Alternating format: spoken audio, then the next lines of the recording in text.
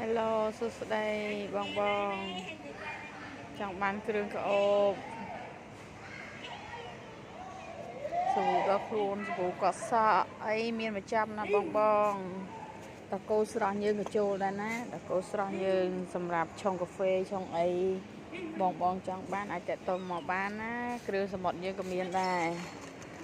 ពគាក្រៀមមឹកក្រៀមត្នៃឲ្យថ្មីបងប្អូនចង់បានកុំភ្លេចតតមកណា